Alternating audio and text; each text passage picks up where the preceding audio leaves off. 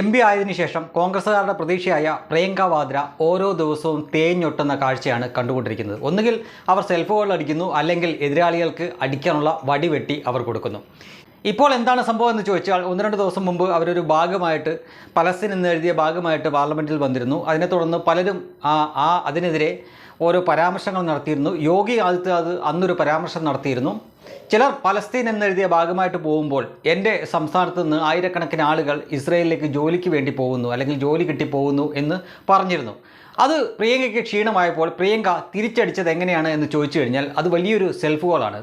പ്രിയങ്ക തിരിച്ചടിച്ചത് നാണമാവുന്നില്ലേ യുദ്ധമേഖലയിലേക്ക് യുവാക്കളെ തള്ളിവിടാൻ എന്നാണ് യോഗിയോട് ചോദിച്ചിരിക്കുന്നത്. അത് ഒറ്റ കേൾവിയിൽ അല്ലെങ്കിൽ ഒറ്റ കാഴ്ചയിൽ നമുക്ക് തോന്നും പ്രിയങ്ക ചോദിച്ചത് ശരിയാണല്ലോ എന്ന് തോന്നും, അയ്യേ യോഗി ചമ്മിപ്പോയി എന്നൊക്കെ തോന്നും. പക്ഷേ പ്രിയങ്കയ്ക്ക് യാതൊരു ചരിത്രബോധവുമില്ല, യാതൊരു രാഷ്ട്രീയ ബോധവുമില്ല. അതുകൊണ്ടാണ് പ്രിയങ്ക ഇങ്ങനെ ഒരു മണ്ടൻ ചോദ്യം ചോദിച്ചത്.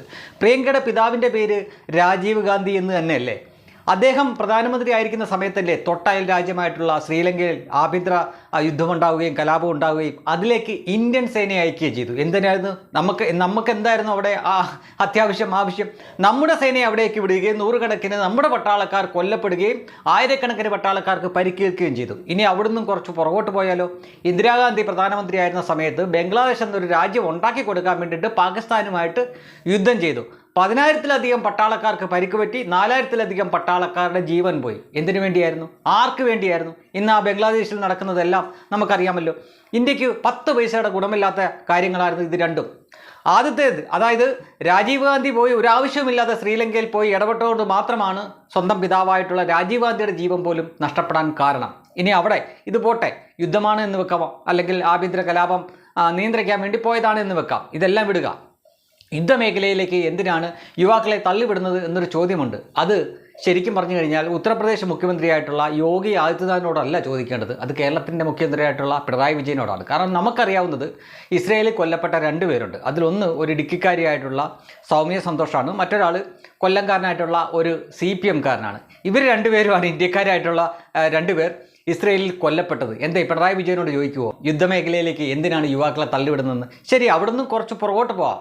നമുക്കെല്ലാവർക്കും അറിയാവുന്ന കാര്യമാണ് അമേരിക്കയിലെ ട്വിൻ ടവർ, അതായത് വേൾഡ് ട്രേഡ് സെൻറ്റർ ലാദൻ്റെ നേതൃത്വത്തിൽ തകർക്കപ്പെടുന്നു. അതിനുശേഷം ലാദനെതിരെയും അൽഖയ്ദയ്ക്കെതിരെയും അമേരിക്ക യുദ്ധം പ്രഖ്യാപിക്കുന്നു. അതിൻ്റെ ഭാഗമായിട്ട് അമേരിക്ക അഫ്ഗാനിസ്ഥാനിലെ താലിബാൻ ഗവൺമെൻറ്റിനെ വലിച്ച് താഴെയിട്ടിട്ട് യുദ്ധം നടത്തി തന്നെ വലിച്ച് താഴെയിട്ടിട്ട് അവിടുത്തെ ഭരണം പിടിച്ചെടുക്കുന്നു.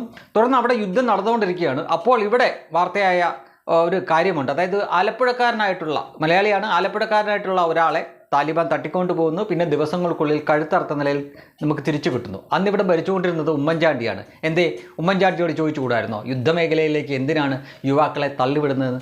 ഇതാണ് പറഞ്ഞത്, ഇവർക്ക് യാതൊരു ചരിത്രബോധമില്ല, രാഷ്ട്രീയ ബോധമില്ല. ഇവർ ഓരോന്ന് വായി വരുന്നത് വിളിച്ചു പറയുകയും ചെയ്യും, അവർക്ക് തന്നെ പാരയാവുകയും ചെയ്യും.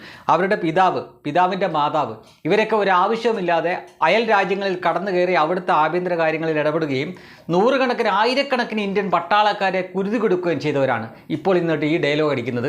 യോഗി ആദിത്യനാഥിനോട് ചോദിക്കുന്നു എന്തിനാണ് ഇസ്രയേലിലേക്ക്, യുദ്ധം നടക്കുന്ന ഇസ്രയേലിലേക്ക് യുവാക്കളെ തള്ളിവിട്ടതെന്ന്. അല്ലയോ പ്രിയങ്ക വാദ്ര, ഇസ്രായേൽ യുദ്ധം ചെയ്യുന്നുണ്ട്. അതെവിടെയാണ്?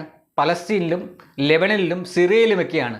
അന്ന് കഴിഞ്ഞ വർഷം ഒക്ടോബർ 7-ന് അങ്ങോട്ട് കടന്നു കയറി കുറച്ച് അക്രമമൊക്കെ നടത്തി എന്നത് സത്യമാണ്. ഹമാസ് കുറച്ച് അക്രമം നടത്തി എന്നത് സത്യമാണ്. പക്ഷേ അതിനുശേഷം ഇസ്രായേലിനകത്തേക്ക് കടന്നു കയറാൻ അവരെ ആരെയും അനുവദിച്ചിട്ടില്ല. ഇസ്രായേൽ എന്ന രാജ്യത്തിനകം സുരക്ഷിതമാണ്, അവിടെ ഒരു പ്രശ്നവുമില്ല. എന്തായാലും അവരാണ് മറ്റ് രാജ്യങ്ങളിൽ പോയി അവരുടെ ശത്രുക്കളെ തെരഞ്ഞുപിടിച്ച് അടിക്കുകയും കൊന്നുകൊണ്ടിരിക്കുകയും ചെയ്യുന്നത്.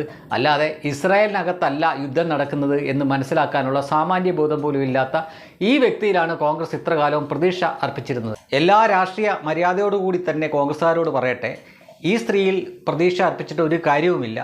രാഹുൽ ഗാന്ധി വാഴയാണെങ്കിൽ ഇവർ മണ്ട പോയ തെങ്ങാണ്. അതിൽ കൂടുതലൊന്നും പറയാനില്ല.